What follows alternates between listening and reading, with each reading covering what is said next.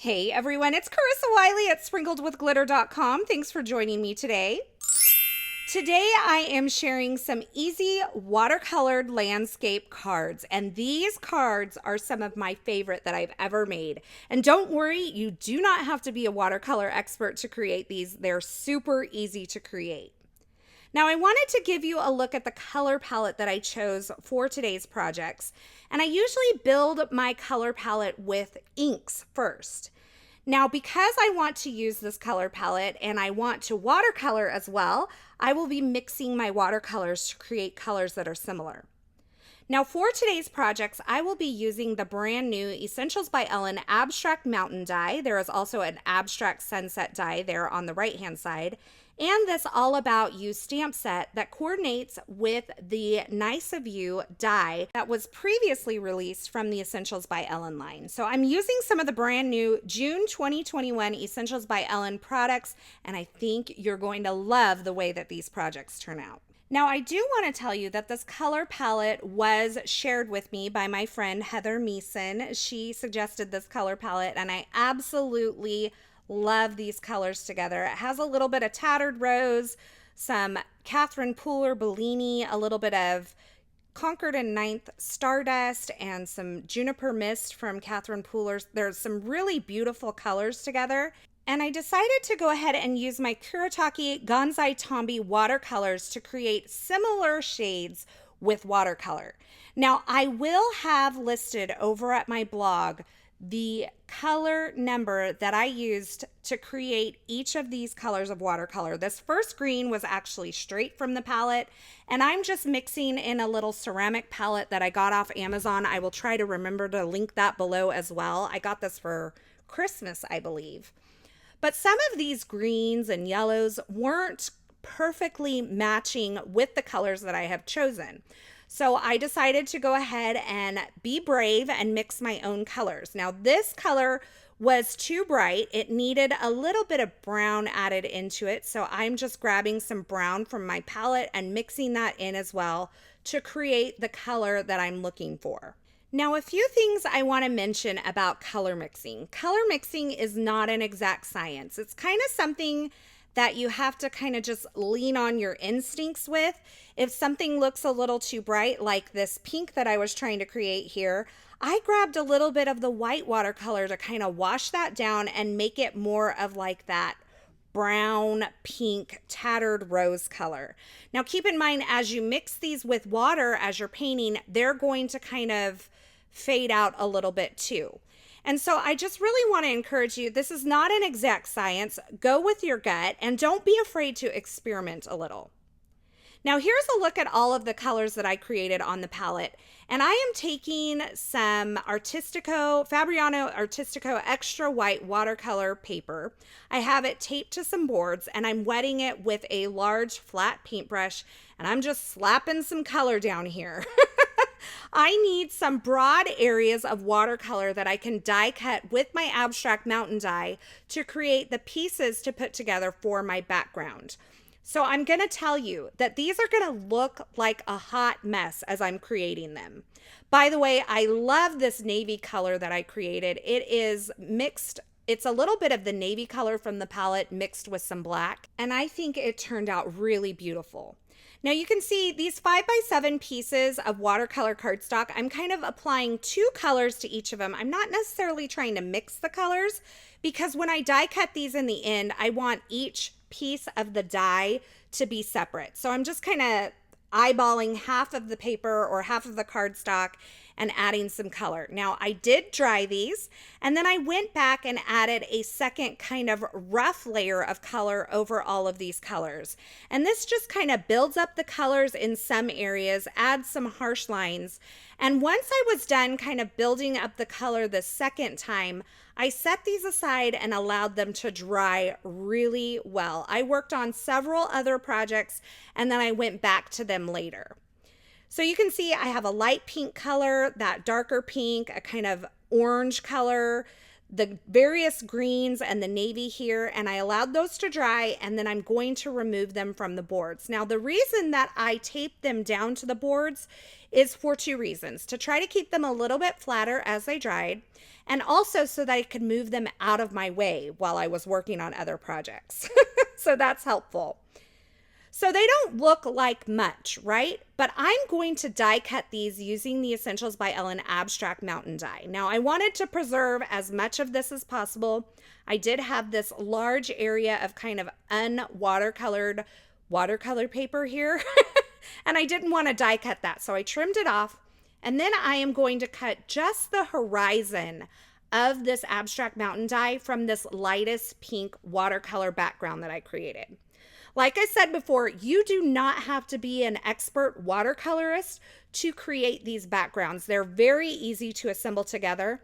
And I was able to create 3 cards using just the watercoloring that you see here. So I did trim the various colors apart, and I am not die cutting that large horizon portion of the die from each of these colors because I knew that I did not want a navy sky on any of my landscape backgrounds. So I just moved it down and just cut the areas of the die that I wanted to use in my various backdrops here that I'm going to create. I'm going to move my way through all the colors and set all of these pieces aside, and then I can build up several landscape backgrounds. Now you can see I started this one with that light pink sky, and I'm using the second layer down. That first mountain is made out of that dark navy watercolor. Then I'm moving into the green and kind of that yellowy green color, and then a couple of the coral colors that I created. And I really love the way that this background turned out. I'm going to show you a little way to kind of dress it up here in just a few minutes, but I'm going to show you how I assemble these backgrounds first. I have a lightweight piece of computer paper. I actually had printed out my insurance card on this and then discovered that I had printed it wrong. So I just covered that with some Altenew sheet adhesive here. So I have a piece of lightweight copy or computer paper covered with adhesive. You could use a different type of adhesive, but I find when I'm trying to cover a large area like this, a sheet adhesive, a double-sided sheet adhesive works best for me. So I have the adhesive exposed, and now I am using the corner of my MISTI to make sure that I line up that first piece of my die cut background properly. So I'm just pushing it up into that upper left-hand corner and kind of nestling it against the edge of my MISTI. And I'm using the MISTI as kind of a T-square to make sure that I get all of my edges lined up properly. Then I'll just work my way down, putting these together like a little puzzle, and they come together so easily. As I put each layer onto the adhesive, I'm making sure that I butt that layer up against the previous layer so that there's no white gaps on this background. And that is as easy as it gets there to create a beautiful watercolor landscape. Now, I looked at this and I thought, it's so beautiful as it is. Do I dare touch it? And so what I did was I put it down on my desk and I walked away. Sometimes you just gotta walk away to figure out what you want to do with it. I went and grabbed a coffee, I came back, and I wasn't still sure what I wanted to do with it, so I set it aside and I grabbed some of the other pieces that I die cut from those watercolor pieces earlier, and I created 2 more backgrounds with these die cut pieces. I'm just showing you again, I have that piece of lightweight computer paper that I covered with some Altenew sheet adhesive. These backgrounds, by the way, when they are assembled, measure about 3 3/4 inches by 5 inches. So you can cut your computer paper or your copy paper down to that size and your sheet adhesive down to that size, and you should be good to go. Now, in order to keep me from sticking the heel of my hand into the adhesive at all times, I will keep the backer of that adhesive and just cover a portion of my paper with that backer to kind of keep me from sticking to my background as I'm assembling this. And this navy piece here, it actually wasn't complete. It's actually the very bottom piece of this Abstract Mountain die here. And because I didn't get the full length of this piece, I went ahead and built this background from the bottom up. And you'll notice that as I move into this next piece here, that kind of weird angled shape here, I'm going to start adding in some pieces of white cardstock for my layers.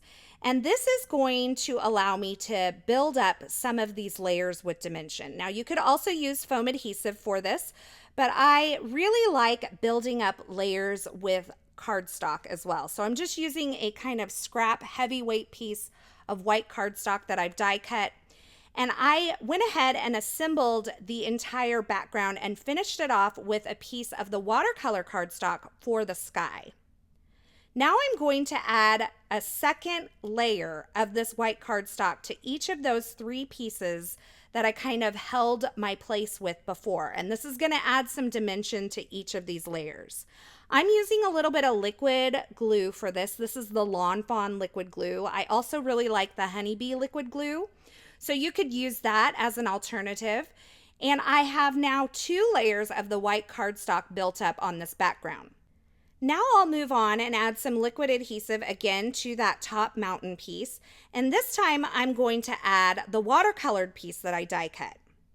Now for the mountains below that, the 2 next pieces in my puzzle here, I'm going to add more layers. So the top mountain actually has 3 layers. The next mountain down from that, the darker pink mountain, has 4 layers, and that orangey kind of corally mountain has 5 layers. So they progressively get deeper.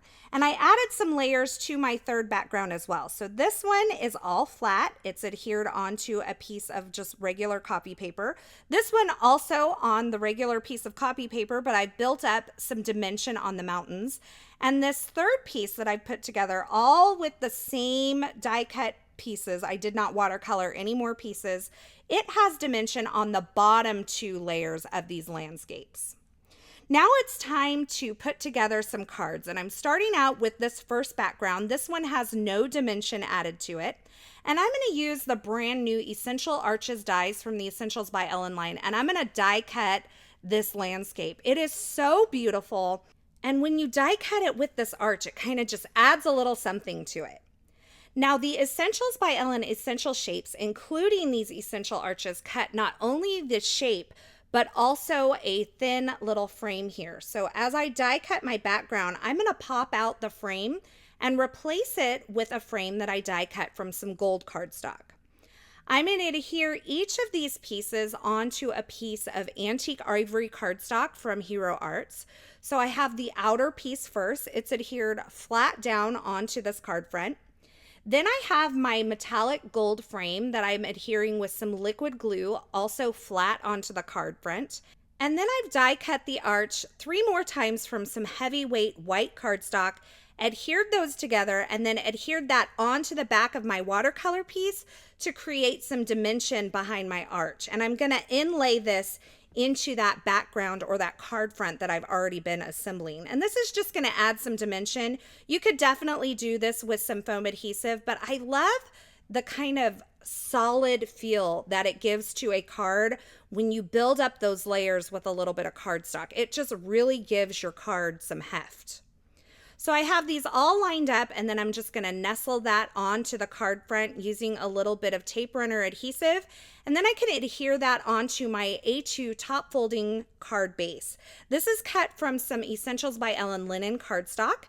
That's cut to 4 1/4 by 11 inches and then scored at 5 1/2 inches to create this top folding A2 size card.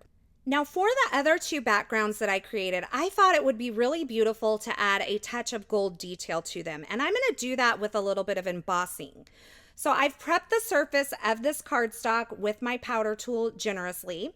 And now I'm taking my VersaMark Ink Pad and I'm just going to kind of angle it just slightly and run it along the edge of this background that I've created. So this is just adding a little bit of that VersaMark ink onto the edge of my panel here. Then I'm going to sprinkle on some of the Brutus Monroe Gilded embossing powder and heat set that. And it's going to add this really beautiful gold detail to my card front. Now you could definitely matte this with some metallic gold cardstock, but I love kind of the rough edge that you get by using the embossing powder to create this gold detail along the edge. It just kind of ties into that really beautiful and kind of free watercolor background and this abstract background that we've created. So this is just a fun way that you can add some gold detailing to any card project. Now there were a couple areas where the embossing powder went a little bit lower than I wanted it to, and I just cleaned that up with a clean dry paintbrush to wipe away some of that extra embossing powder before I heat set it. Then I can heat set that until all of the embossing powder is no longer grainy and it has a shiny appearance. So if you have a little bit of a grainy appearance to your embossing powder, it is not heat set all the way. Now for the sentiments on each of these cards, I am using this brand new U die from the Essentials by Ellen line. I've die cut the letters from some metallic gold cardstock, and I've die cut the shadow piece from a little bit of the Essentials by Ellen Vellum. And I'm going to combine this U word die cut with a couple small sentiments from the Modern Succulents stamp set and the Besties stamp set, also from the Essentials by Ellen line. So I've just embossed those onto some ivory cardstock using that same Brutus Monroe Gilded embossing powder. And then I cut those down into little sentiment strips and grouped them with this die cut U word and placed those onto my card front. I added my card fronts onto top folding A2 size card bases using a little bit of foam adhesive for some dimension, and that finishes off my card projects for today. I did add some sparkling clear sequins just to add a little bit of sparkle and shine, but these are beautiful on their own. It looks like I'm some sort of master watercolorist, and I am not at all. These were so easy to create. And keep in mind, I just used the abstract mountain die from the Essentials by Ellen line today, but there is also the abstract sunset die that you could create some very similar cards. The background is just a little bit different. Now, once my watercolor panels were dry, these cards came together really quickly. There's not a lot to them. A lot of my time in creating these cards was really spent mixing colors, mixing the various colors of watercolor and die cutting these. And then you can just assemble them, add a quick greeting, and these are ready to go. And they're gonna make you look like you can watercolor with the best of them. And don't worry, I will not tell anybody that we totally cheated on these watercolor backgrounds. As always, I will have links to the featured products used in these projects in the description at YouTube. So if you're looking for something in particular, be sure you check there. Or you can head on over to my blog at sprinkledwithglitter.com. I will have that linked below as well. Over there, you'll find more still shots, more information, a complete list of supplies, as well as the color numbers that I mixed together to create each of these various watercolor colors. Thank you so much for stopping by and hanging out with me today. Thank you for watching. I really hope you enjoyed these projects. I hope you enjoyed this video. If you did, be sure to give this video a thumbs up and don't forget to subscribe and turn on the notifications here on my YouTube channel so you won't miss any of my paper crafting and card making video tutorials. Leave me a comment below and let me know which of these 3 cards is your favorite. And if you wouldn't mind, I would love it if you would share this video with a friend. As always, thanks for watching. I'm so glad you're here. And until next time, I hope you have a fabulous day. Hey, thanks for sticking around to the end. You know, if you've made it this far, you are one of my favorites. If you want to subscribe to my YouTube channel, go ahead and click the button on the left side of the screen. And here's a couple more video tutorials I thought you might enjoy.